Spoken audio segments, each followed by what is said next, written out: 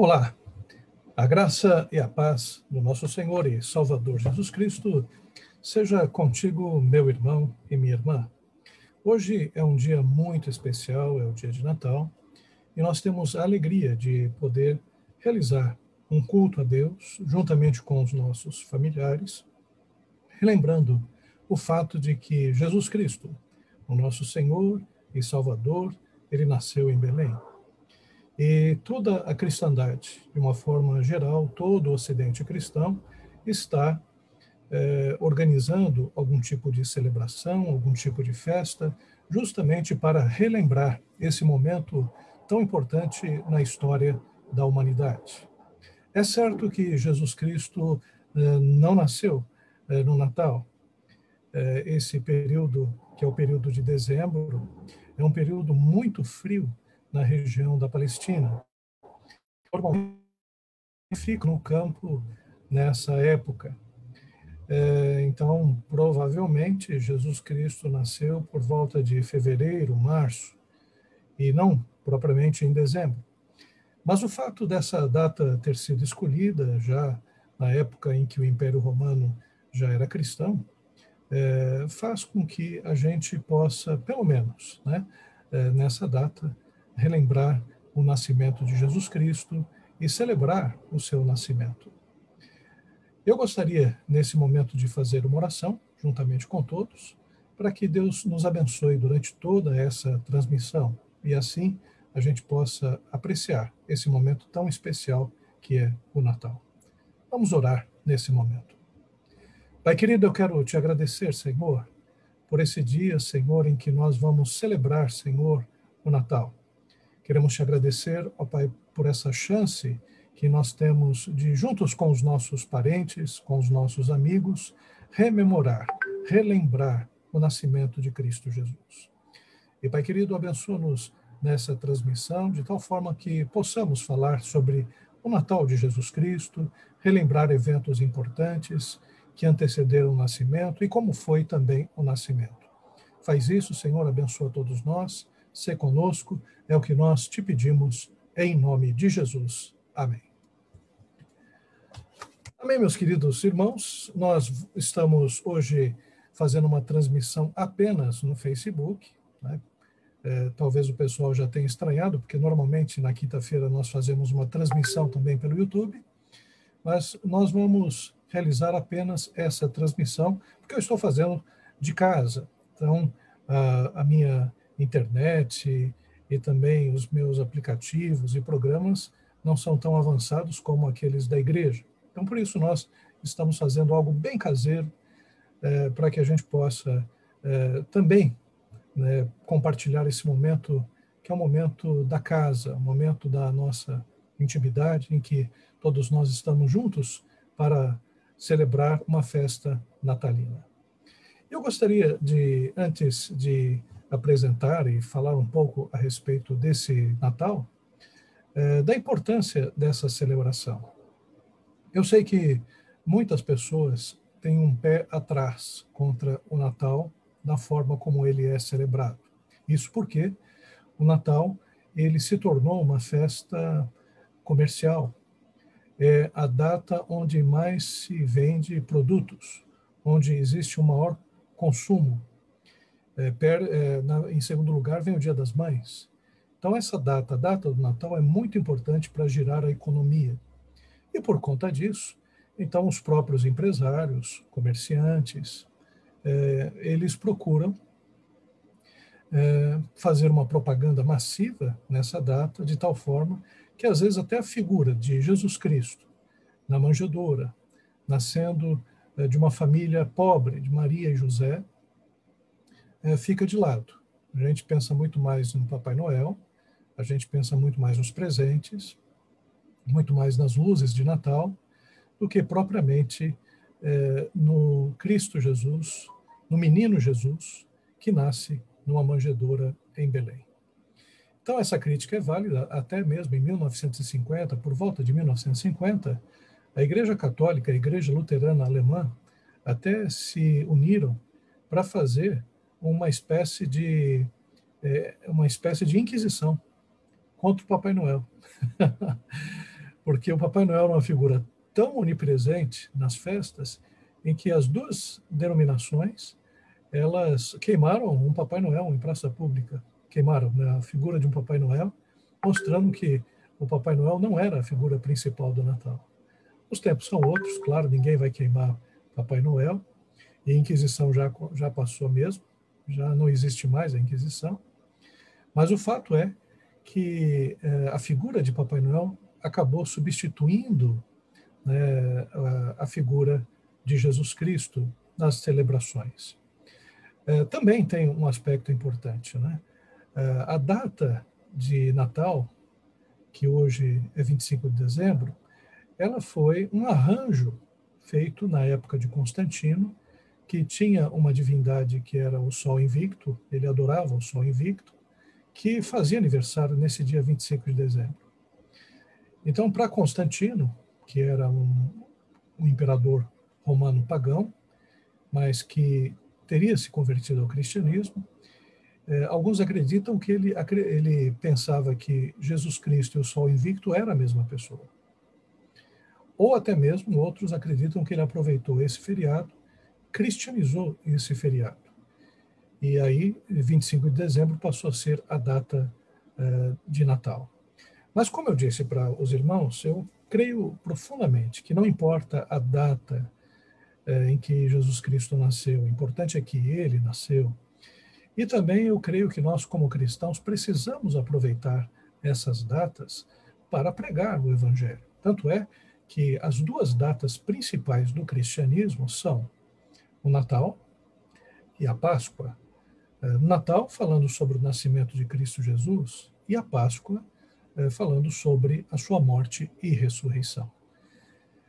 Eu quero apresentar aos irmãos uma série de slides aqui. A gente não vai demorar muito, né? Eu sei que todo mundo daqui a pouco vai comer bastante peru, tender, chester, né? E realmente hoje é um dia para a gente festejar e celebrar junto com a família.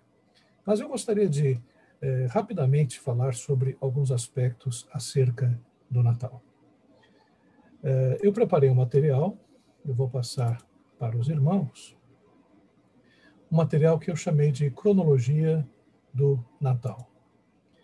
E essa cronologia do Natal, a gente vai fazer da seguinte forma. Deixa aqui eu passar. Primeiro, deixa eu mostrar mais ou menos como é que está a casa da gente.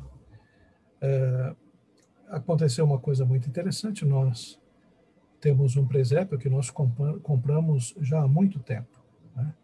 E esse presépio era uma coleção bonita, que a gente comprou e muito cara também, foi muito difícil da gente comprar todos os fascículos, eram acho que uns 60 fascículos, mas a gente adquiriu esse presépio. E ao invés de a gente centralizar na árvore de Natal, a gente procura fazer o presépio. O presépio, ele surgiu com Francisco de Assis, pelo menos historicamente, é aquele que primeiro faz um presépio de Natal. E o presépio que ele fez era um presépio vivo. Era, na verdade, uma peça de Natal que ele representava, junto com o pessoal lá da Itália. E isso pegou. Pegou tanto que as pessoas começaram a construir presépios, as igrejas também construíram seus presépios, para mostrar, né, como, principalmente para as crianças, mas para os adultos também, como foi o nascimento de Jesus. E o presépio é interessante porque ele ganhou elementos das várias culturas. Então você tem os presépios lindíssimos do Nordeste, da África, de países nórdicos, e cada um com características marcantes da sua cultura, do seu povo. Então Jesus Cristo, ele acaba sendo incorporado, a figura de Jesus Cristo, em todos os povos, né? O que é uma maravilha, o que é muito legal. E a gente montou um presépio em casa, aqui está o nosso presépio, está no lugar da televisão. Tem uma particularidade esse ano, a gente estava pensando onde a gente ia montar o presépio, porque o presépio tem várias peças, né? E a televisão pifou. Então foi no lugar do rack da televisão mesmo. E hoje o presépio está centralizado na sala, né? Acho que foi uma boa ideia, né? Foi algo que aconteceu de uma forma não pensada, mas que deu muito certo. Aqui está o presépio, as figuras algumas das figuras, né? Porque são muitas figuras. E a gente tem aí o Palácio de Herodes, que não está em Belém, o Palácio de Herodes fica em Jerusalém mesmo, né? Mas temos algumas figurinhas também, representando pessoas lá de Belém. Mas o que é o principal para a gente é justamente José, Maria, Jesus, na manjedoura, num estábulo onde ficavam os animais, e lembrando as escrituras sagradas, os anjos, né, apontaram para os pastores, o lugar em que Jesus Cristo estava nascendo, que tinha nascido. E então esse presépio aqui mostra uma manjedoura muito simples, até meio caída, né? Mas que representa, né, de fato, que Jesus Cristo, quando ele nasceu, não havia lugar para ele, não havia hospedagem. E isso é interessante, né? Porque no coração de muitas pessoas ainda não há lugar para Jesus. Mas esse presépio aqui mostra essa a figura do estábulo, da manjedoura, e aqui os pastores, né? Estão apontando para o anjo. Aliás, tem um anjo já avisando, né? E os pastores ali, né, sendo indicados, né, onde estaria o Salvador Jesus Cristo. Aqui o Palácio de Herodes, o Herodes lá, né, o Herodes o Grande, que a gente vai ver depois, que ele se sentiu extremamente ameaçado, né, por Jesus Cristo e tentou matá-lo. Né? Mas vamos falar sobre a cronologia do Natal. Sobre a cronologia do Natal, é importante a gente dizer que o nascimento de Jesus Cristo foi profetizado. Todo o Antigo Testamento, ele, de certa forma, ou de uma maneira ou de outra, ele aponta para Jesus, direta ou indiretamente. Então, todos os livros da Bíblia, você pode fazer uma relação com Cristo Jesus. Nós dizemos que a Bíblia é cristocêntrica. No Antigo Testamento, ela aponta para a vinda de Jesus. O Novo Testamento fala sobre a vinda propriamente de Jesus. Então, toda a Bíblia tem um elo. Esse elo é justamente a mensagem cristã. O nascimento de Jesus Cristo foi profetizado com Isaías, por exemplo, há 600 anos antes de Cristo. Isaías 7,14 diz que Jesus Cristo nasceria de uma virgem. E Maria, uma jovem, adolescente, provavelmente de 15 a 16 anos, foi a escolhida, a agraciada por Deus para que Jesus Cristo nascesse. Em Miqueias, no capítulo 5, se fala do local em que Jesus Cristo nasceria, que seria a cidade de Belém, Belém Efrata, a mesma cidade que Davi nasceu também.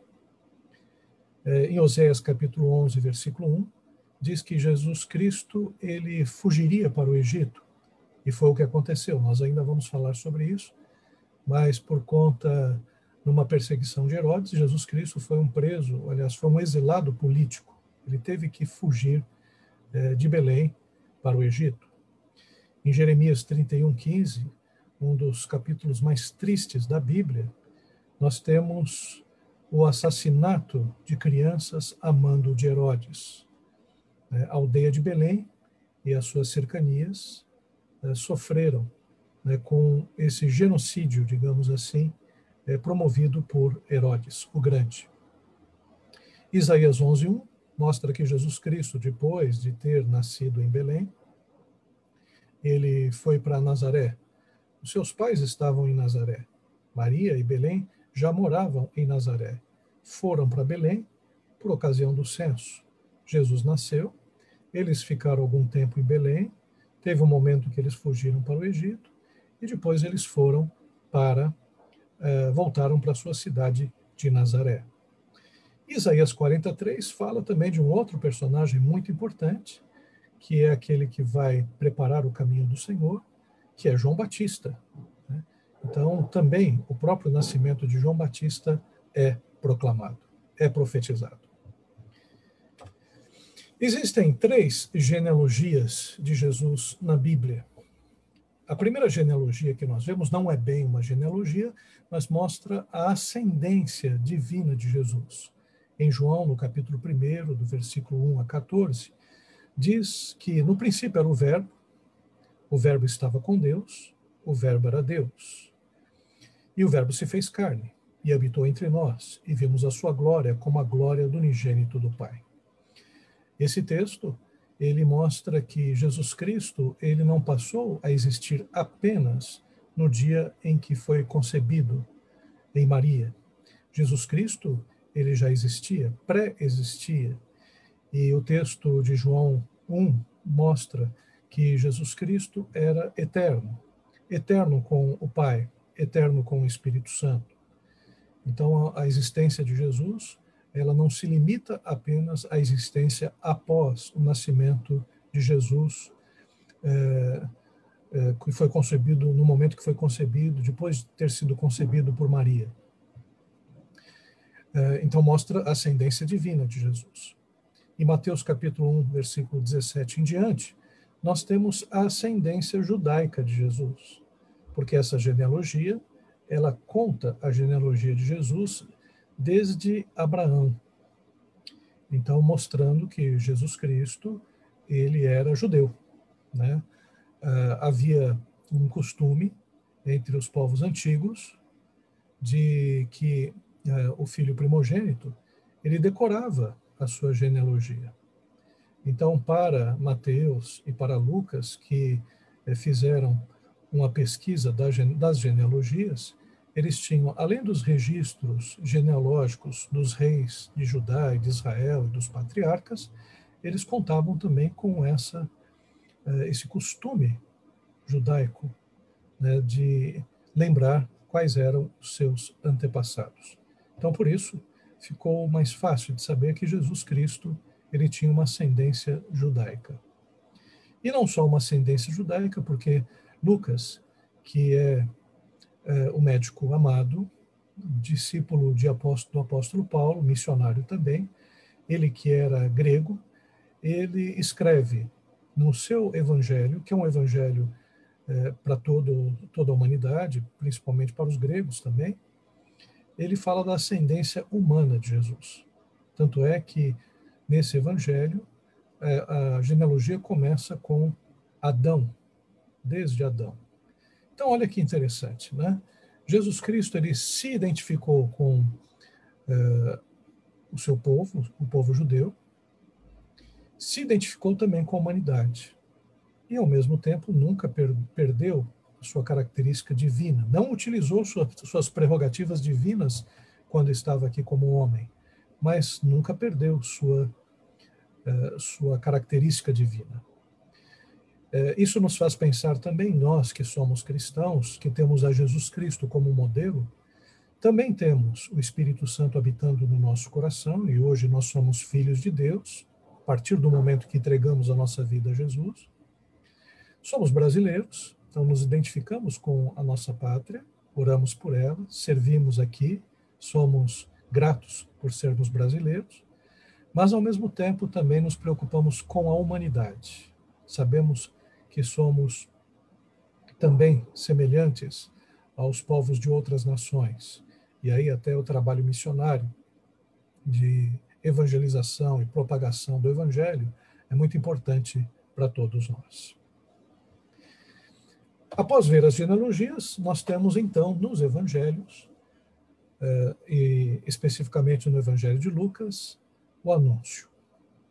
A anunciação do anjo Gabriel a Maria e o Magnificat. Essa passagem de Lucas é muito preciso, Lucas ele é muito mais detalhista do que o evangelho de Mateus e também do que o evangelho de João e de Marcos, que sequer falam sobre o nascimento de Jesus Cristo. São dois os evangelhos que falam especificamente sobre o nascimento de Jesus, que é Lucas e Mateus, e Lucas com uma riqueza muito grande de detalhes. Mas o interessante é que um complementa o outro, né? Então nós temos inicialmente Gabriel. Gabriel, ele é um anjo, um dos poucos anjos nominados na Bíblia. Apenas Gabriel e Miguel são nomeados. Lembremos que Satanás e diabo não são nomes próprios. Satanás seria um anjo também nomeado, anjo caído, né? Mas Satanás quer dizer adversário e diabo quer dizer aquele que é o acusador. E Lúcifer não é um nome bíblico para o diabo, né? Lúcifer quer dizer estrela da manhã. Então existe até uma discussão muito grande sobre isso, né? A tradição católica e alguns textos falam sobre Lúcifer como sendo o diabo, né? Mas Lúcifer também não seria nome próprio, né? Mas dois anjos se destacam, Gabriel, Miguel. No caso de, de Rafael, alguns até dizem, mas e Rafael, não é um anjo? Rafael, ele aparece em livros apócrifos, não na Bíblia, né? Então, a Bíblia protestante, nós temos a figura apenas de Gabriel e também de Miguel. E Gabriel, ele faz o anúncio de que Maria seria concebida pelo Espírito Santo. E Maria deve ter se assustado, uma moça de 15, 16 anos, já era noiva, já tinha um contrato de casamento com José, que deveria já ter sido acertado com o pai de José, o pai de Maria, e se Maria aparecesse grávida, isso configuraria adultério, e ela seria apedrejada, né? Por isso foi necessário que não apenas Maria fosse avisada da sua gravidez, evidentemente, mas José também teve um sonho, e nesse sonho a orientação de anjo, justamente para que ele não abandonasse a Maria. A intenção de José era abandonar Maria em segredo, e porque ele a amava, não queria que ela fosse apedrejada, fosse morta, mas também José foi avisado em sonho. Então nós temos o anúncio, e nesse anúncio maravilhoso, nós temos o hino que Maria canta: a minha alma engrandece ao Senhor, e meu espírito se alegra em Deus, meu Salvador, pois com poder tem feito grandes coisas, e assim vai. Esse hino de Maria, ele é chamado Magnificat, porque em latim, engrandece seria magnifica. Então, minha alma magnifica, por isso que é chamado de Magnificat. Além do anúncio, nós temos depois a visita de Maria a Isabel. Maria se encontra com Isabel, que estava grávida já de João Batista. Aliás, o anjo Gabriel tinha dito para Maria: Maria, para que você creia, né, nesse sinal, não só você está grávida do Espírito Santo, mas a Isabel, que não podia ter filhos, ela também vai ter um filho, né? É claro que João Batista é filho natural de Zacarias e Isabel, né? Mas o próprio anjo já tinha advertido a própria Maria de que isso aconteceria. E o encontro de duas mulheres felizes, né, porque estão grávidas, e grávidas de dois personagens muito importantes. Um, João Batista, que seria aquele que prepararia o caminho para o Senhor, e outra, Maria, né, que seria a mãe do Salvador. E conta-se o texto, né, que a criança se moveu, né, dentro de Isabel, né, como que se alegrando, né, com toda a situação. Alguns acreditam que João Batista teria sido cheio do Espírito Santo já nessa hora, já desde a sua gestação, né? Um encontro de duas mulheres maravilhosas e felizes, né, com as promessas que se cumprem na vida delas. Em Lucas 1:8, nós temos o nascimento, então, de João Batista. João Batista tem uma história muito interessante também, da mesma forma que o anjo aparece a Maria, aparece também ao pai de João Batista, que é Zacarias, dizendo que ele teria um filho. Ele, de certa forma, duvidou, e o anjo chegou e simplesmente diz: você está duvidando, então você vai ficar mudo. E é interessante que Maria também duvidava, mas Maria era uma moça de 14 anos, ou 15 anos. Zacarias já era um velho sacerdote. Não, ele não poderia chegar e simplesmente duvidar da ação de Deus. Mas aí, em Lucas 1,80, existe o nascimento, então, de João Batista. Eles estavam em Nazaré, e em Lucas, no capítulo 2, de 1 a 5, nós temos um decreto de César para o censo. É uma coisa extraordinária o que acontece. O censo era uma coisa comum, normal. Lembremos que o povo de Israel fazia censo. Né? Quando o povo saiu do Egito, tinha um número de pessoas. Quando chegou na terra de Canaã, o livro de Números já mostra, e o Números quer dizer censo, né? Já mostra também o número de pessoas que chegaram lá próximo à terra de Canaã, no livro de Números. Também o próprio Davi fez um censo que foi muito mal aos olhos do Senhor. Mas o povo romano também fazia censos constantes, porque, afinal de contas, queria saber qual era o número de homens que existiam no seu império, justamente para poder contar com eles nas batalhas. Né? Mas algo extraordinário aconteceu, porque não era comum no censo as pessoas voltarem para suas terras. Como Maria e José eram naturais de Belém, eles foram obrigados a sair de Nazaré para irem lá para Belém para poderem participar do censo.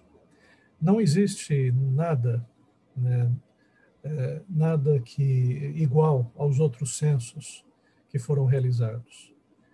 Esse censo mostra uma realidade de que Deus, ele é capaz de movimentar a maior potência do mundo para realizar os seus propósitos. Utilizou o César para fazer um censo, para movimentar as pessoas das suas cidades para as cidades natais, apenas para que se cumprisse uma promessa. O nascimento de Jesus teria que ser em Belém. E Jesus nasceu em Belém. Belém, a palavra Belém, que é Beit Helen, quer dizer casa do pão. Casa do pão, devia ter uma boa panificadora em Belém, ou o pessoal fazia um pão muito gostoso, mas a verdade é que o Salvador nasce na casa do pão. E Jesus Cristo foi chamado também do pão da vida. Na Páscoa, ele pegou um dos elementos que foi o pão, e ele disse: esse é meu corpo, partido por vós. Então, Jesus Cristo é o pão que nos alimenta, o pão que veio do céu para nos alimentar, para nos trazer vida, porque pão é vida, né? E vida eterna.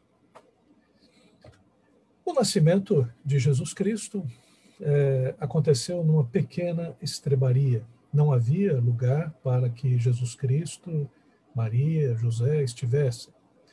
E Maria deu à luz a um lugar totalmente insólito, um local onde os animais comiam, uma estrebaria. Uma estrebaria não é um local limpo.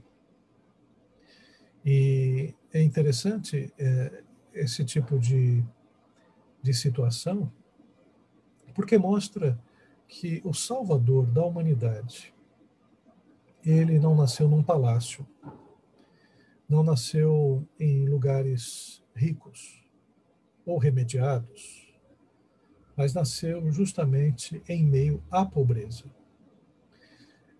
O próprio José e também Maria eram pessoas pobres. Mas ele tinha uma profissão, ele era carpinteiro. Sim, tinha, e Jesus Cristo também, ele era carpinteiro, né? Assumiu a profissão de José. Mas a oferta que José e Maria eles entregaram no templo mostra que eles eram pobres. Famílias pobres, que não tinham muitas posses, davam uma oferta que era uma oferta de 2 pombas. E foi isso que Maria e José tinham para ofertar pelo nascimento de Jesus. Em Lucas, no capítulo 2, versículos 8 a 20, nós temos, então, a visita dos pastores. Os primeiros personagens que viram a Jesus Cristo foram pastores. Os anjos anunciaram aos pastores que em Belém o Salvador havia nascido. E também outra analogia muito importante, porque Jesus Cristo, ele é o bom pastor, aquele que dá a vida pelas suas ovelhas. E, então, a analogia do pastor, ela tem tudo a ver com o ministério de Jesus Cristo. Ele mesmo, em João, no capítulo 10, ele também faz essa analogia consigo mesmo, né, mostrando que ele é o mercenário. Não, o mercenário, ele não tem compromisso com as ovelhas, mas Jesus, como bom pastor, ele tinha.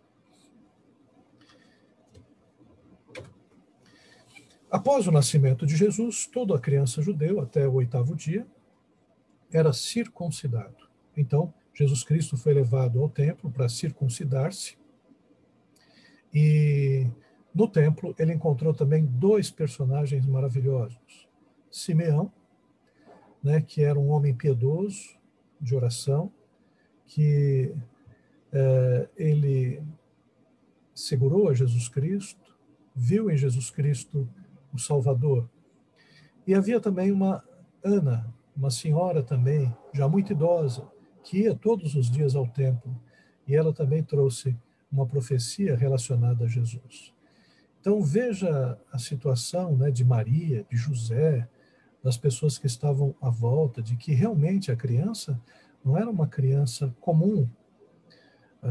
Essa criança, ela era cercada, né, de muita expectativa. Lembremos que desde o pecado de Adão e Eva, quando a serpente enganou a Eva e Adão também pecou, uma mensagem de Deus disse que haveria de vir um que seria a semente da mulher, que pisaria na cabeça da serpente e esta lhe feriria o calcanhar. Aí está o proto-evangelho. Deus já está mostrando que o Salvador viria. Mas havia uma grande expectativa, né? Porque quem seria o Salvador? Eu creio que até Eva, quando teve o seu primeiro filho, que foi Caim, pensou que talvez Caim fosse aquele que pisaria na cabeça da serpente. E não foi. Caim foi o primeiro assassino, matando o seu próprio irmão, Abel. Talvez até Eva pensou que seria Abel, mas a história terminou como terminou, triste. Aí depois veio Sete, outro filho de Adão, dentre tantos, de Adão e Eva, dentre tantos filhos que eles tiveram, né? A Bíblia fala que eles tiveram filhos e filhas. Né?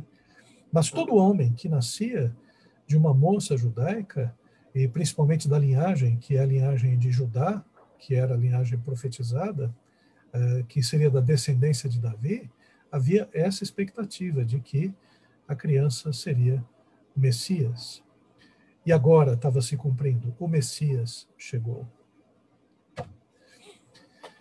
Um outro episódio que é muito confundido, né, principalmente quando a gente vai montar um presépio de Natal, é a figura dos magos do Oriente. Primeiro que os magos não estão no presépio. Aliás, essa figura que a gente viu aqui, a visita dos magos, ela é muito feliz, porque você vê que Jesus Cristo já está bem grandinho e eles não estão na manjedoura, eles não estão na estrebaria, porque os magos não estavam ali na ocasião do nascimento de Jesus. Quem estava eram os pastores. E alguns acreditam que, por causa, faz uma relação, né? Que o tempo em que os magos chegaram foi de aproximadamente 2 anos. Quer dizer, Jesus Cristo já tinha 2 anos do nascimento. Isso porque Herodes, quando manda matar as crianças, ele manda matar crianças de 2 anos para baixo, não apenas os recém-nascidos. Então, por conta disso, se faz essa conta acreditando que os magos chegaram por volta de 2 anos depois. Algo interessante que a gente pode ver também na questão dos magos é que a Bíblia não fala quantos magos eram. Poderiam ser 2, poderiam ser 4, poderiam ser até mais magos. A Bíblia conta apenas que eram magos vindo do Oriente. A relação que a gente faz dos magos com o número 3 é porque 3 eram os presentes que foram trazidos para Jesus. Então, incenso, mirra e ouro, que são presentes reais, aliás, não são nem presentes adequados para uma criança, né? É presente que uma criança mesmo não poderia nem brincar com eles, né? Mas o incenso, o ouro e a mirra simbolizam, né, aspectos reais, sacerdotais. O incenso tem muito a ver com o aspecto sacerdotal, né, de Jesus. O ouro com o seu aspecto real. E a mirra, né, quem sabe, a mirra, a ideia da unção de Jesus. Né, e essa mirra pode simbolizar algumas coisas também, com propriamente a sua própria morte, né? Jesus Cristo também, quando foi ungido, ele foi ungido com óleos aromáticos, né? E o incenso poderia significar isso também, né? Aliás, a mirra poderia significar isso também, né? Ou apenas a presença mesmo do Espírito Santo em Jesus.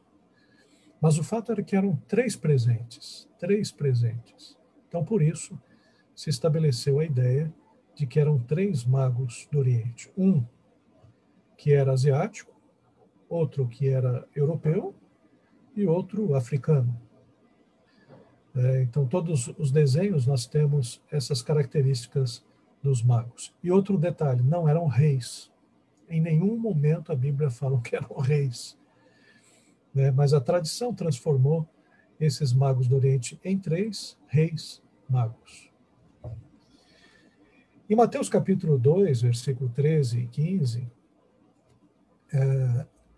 e também nesse aspecto os anjos avisaram a Maria e a José para que escapassem, né, também de Herodes.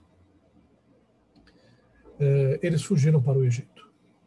Fugiram para o Egito porque quando os magos do Oriente chegaram perguntando onde está o rei dos judeus, eles bateram na porta errada.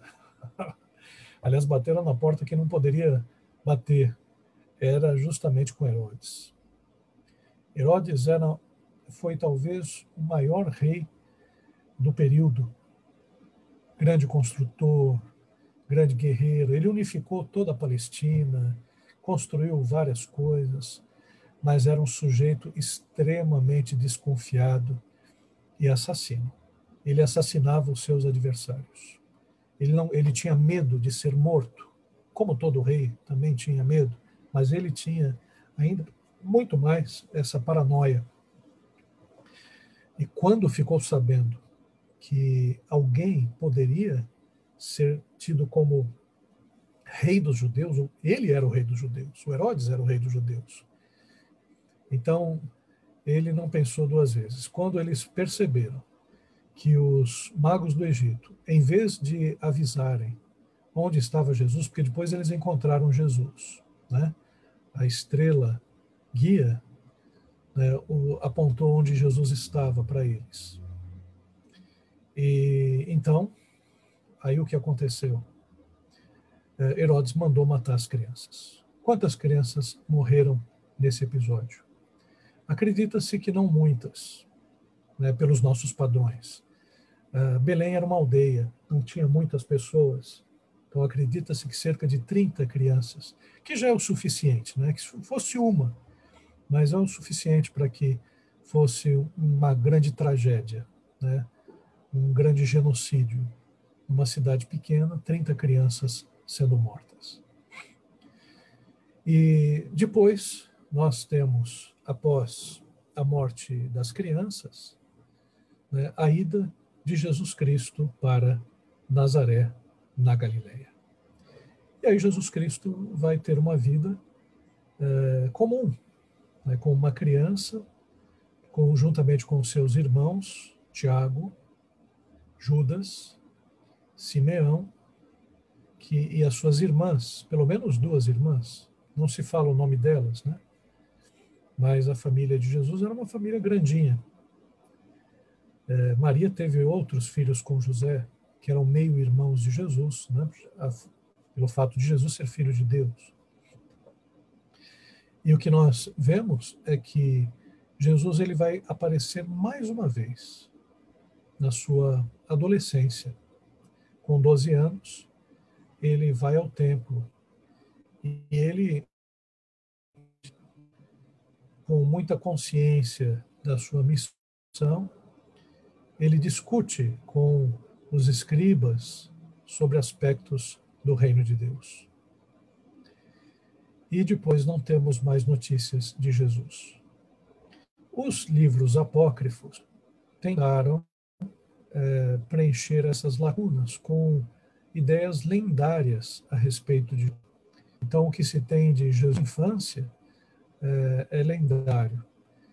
Mas tem filmes falando de Jesus na infância, Jesus ressuscitando o passarinho, Jesus pulando muralha,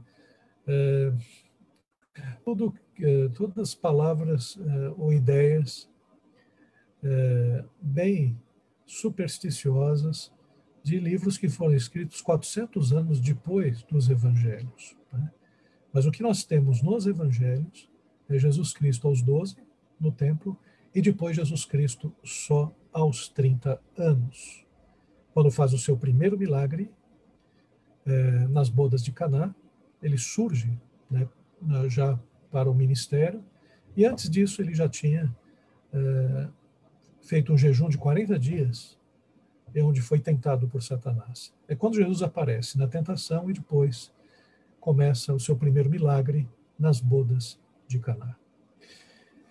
Essa é a história que nós temos do nascimento de Jesus até a sua ida para Nazaré da Galileia.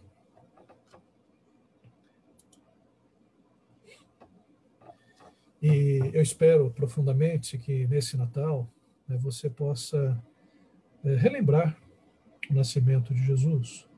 Esses textos que nós apresentamos, textos que estão em Lucas, capítulo 1 e 2, e Mateus, no capítulo 1 também, são textos que devem ser lidos nesse momento em que a gente vai cear, juntamente com os nossos parentes, com os nossos amigos. A gente vai ter a oportunidade de agradecer a Deus pela salvação que nós temos em Cristo Jesus. Meu desejo é que você, meu querido irmão, tenha o privilégio que Maria teve. Qual foi o privilégio que Maria teve? O Salvador habitava em Maria. E, de certa forma, de uma analogia muito bonita, no momento em que nós entendemos que devemos entregar a nossa vida a Jesus Cristo como Senhor e Salvador, Jesus Cristo passa a morar em nossa vida também. Nós passamos a ser tabernáculo de Deus, templo do Espírito Santo de Deus. Então, como Maria, nós podemos hoje agradecer a Deus dizendo: minha alma engrandece ao Senhor, o meu espírito se alegra em Deus, meu Salvador. Porque o Espírito Santo de Deus, Jesus, através do seu Espírito Santo, habita no nosso coração, faz morada em nossa vida e nos conduz nessa vida para uma vida eterna. Nesta vida, para que nós possamos realizar a sua vontade, para que possamos viver o Evangelho de Cristo, anunciando as boas novas, até o dia em que Jesus Cristo nos chamar e estivermos eternamente com Ele, nos céus de Deus. Então, que Deus te abençoe, que ao olhar para a figura do presépio, que haja um profundo agradecimento por tudo aquilo que Deus fez. Eu gosto de uma mensagem de um teólogo que ele diz que todo homem deseja ser rei, né? Aliás, todo menino deseja ser homem, todo homem deseja ser rei. Deus não. Deus desejou ser menino. E em Jesus Cristo nós vemos aquele Deus maravilhoso, que para alcançarmos foi necessário que ele deixasse a sua glória imensa nos céus, para nascer numa manjedoura em Belém, para que nós pudéssemos ver a glória de Deus em Jesus Cristo. E nós somos profundamente agradecidos por isso. Vamos orar nesse momento. Feche os seus olhos. Agradeça a Deus. Pai querido, nós queremos te agradecer, ó Pai, por esse momento tão precioso, Senhor, que é o nascimento de Cristo Jesus. Queremos te agradecer por hoje, Senhor, o dia que nós comemoramos esse nascimento, apesar de nem sabermos ao certo qual é a data. Mas, Senhor, muito mais do que celebrarmos a sua vinda a essa terra, Senhor, que é o evento mais importante do mundo, nós também queremos, Senhor, celebrar a vida de Cristo Jesus em nós. O novo nascimento que nós temos ao aceitarmos a Cristo Jesus como Senhor e Salvador. E queremos celebrar esse dia maravilhoso, quando nós reconhecemos que Jesus Cristo é o nosso Senhor. Por isso, Pai querido, nós somos alegres. Alegres como Maria, Senhor, ao sabermos que o Salvador, ele reside em nossa vida. Nós queremos te agradecer, Pai, e dizer, Pai, que nós te amamos e somos eternamente gratos por tudo aquilo que tu fizestes para conosco. Abençoa os nossos irmãos, abençoa, Senhor, a igreja. É o que nós te pedimos, em nome de Jesus. Amém. Meus queridos irmãos, nós estamos encerrando essa live, né? Mas eu quero ver aqui. Eu sei que hoje nós temos um número reduzido de pessoas, evidentemente, participando do culto.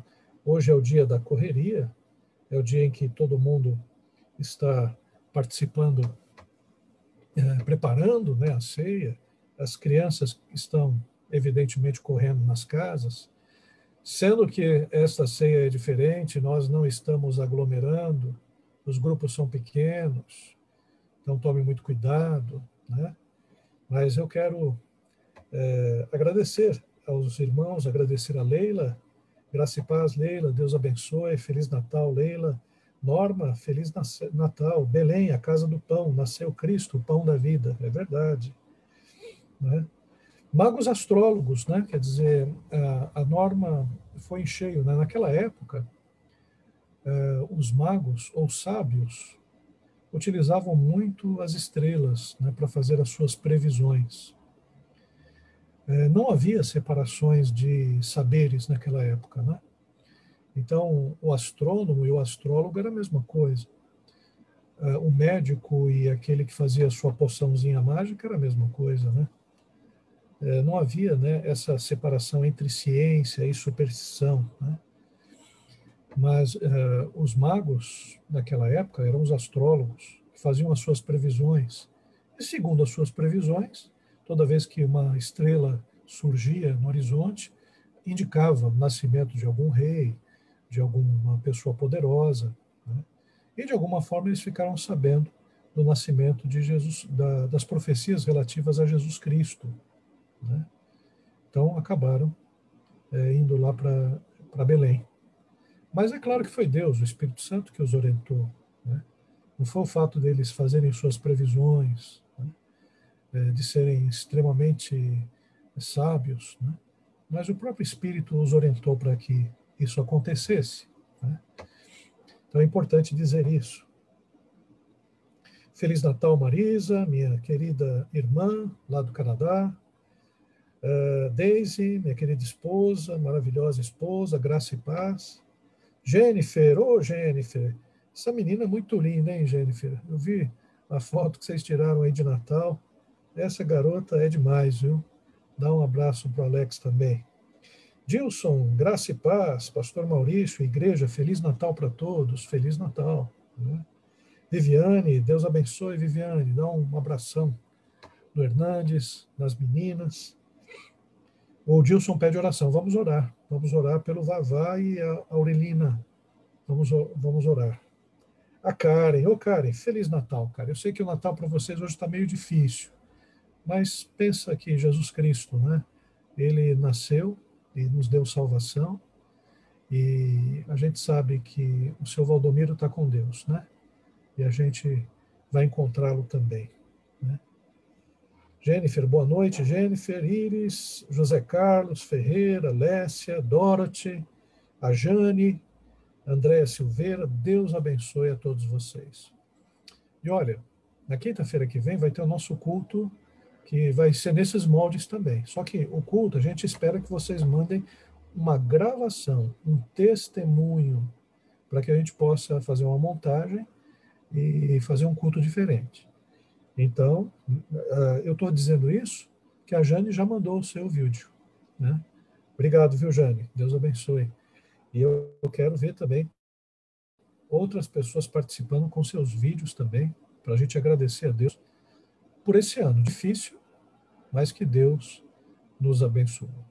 Vamos orar nesse instante? Vamos agradecer a Deus. Pai querido, nós queremos te agradecer, ó Pai, por esse momento de culto, de louvor ao teu santo nome. Queremos te agradecer, ó Pai, pelas nossas casas, pelas ceias, Senhor, que serão celebradas. E, Pai querido, eu quero, nesse momento, pedir, Senhor, pelo Vavá e pela Aurelina, Senhor, que estão internados, ó Deus. Pai amado, tem misericórdia deles, e não só deles, ó Pai, mas de todos, Pai, que estão internados, todas as famílias que hoje estão apreensivas, ó Pai, por causa dos seus entes queridos, Senhor, que estão, Senhor, nos hospitais. Pai amado, tem misericórdia. Quero pedir pelos enfermeiros, quero pedir pelos médicos também, Pai, pelos plantonistas, que hoje estão dedicando a sua vida, Senhor, para salvar vidas. Abençoa-os também, Senhor. Isso é conosco, Pai. É o que nós oramos. Em nome do Pai, do Filho e do Espírito Santo de Deus. Amém. Que a graça do nosso Senhor Jesus, o amor de Deus, o nosso Pai, a comunhão e a consolação do Espírito Santo seja com todos nós e todo o povo de Deus, agora e para sempre. Amém. Deus abençoe, meu querido irmão, minha querida irmã, e um Feliz Natal, um Natal com Cristo Jesus, o nosso Senhor. Deus abençoe.